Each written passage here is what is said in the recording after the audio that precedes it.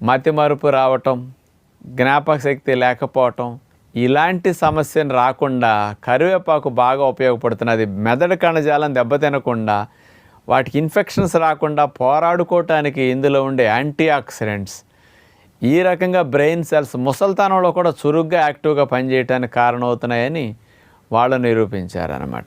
మూడవ పరిశోధన 2014 సంవత్సరం తమిళనాడులో జరిగింది, మన ఇండియాలోనే.